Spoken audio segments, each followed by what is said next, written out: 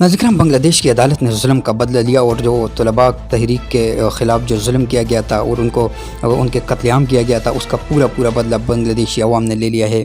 اور بنگلہ دیش کی عدالت نے شیخ حسینہ کو انسانیت کے خلاف جرائم کا مرتکب قرار دے دیا ہے۔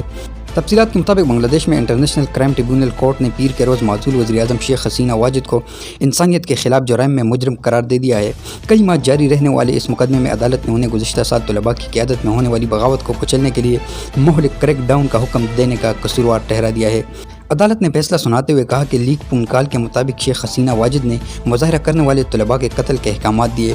شیخ حسینہ نے طلباء کے مطالبات سننے کے بجائے فسادات کو ہوا دی اور طلباء کی تحریک کو طاقت سے دبانے کی کئی توہین آمیز اقدامات کیے۔ بنگلہ دیش کے دارالحکومت میں سابق وزیر اعظم کے خلاف فیصلہ سنائے جانے کے موقع پر سینکڑوں مظاہرین جمع ہوئے۔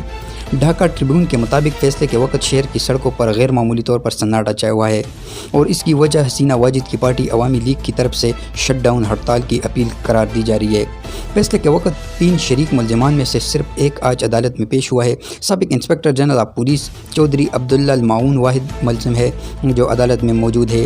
چودھری نے گزشتہ سال بغاوت میں ملوث ہونے پر جولائی میں جرم قبول کیا تھا اور ریاست کے گواہ کے طور پر گواہی دی تھی۔ سابق وزیر اعظم شیخ حسینہ واجد اور ایک اور شریک ملزم سابق وزیر داخلہ اسد الزمان خان کمال دونوں روبرو پیش ہوئے۔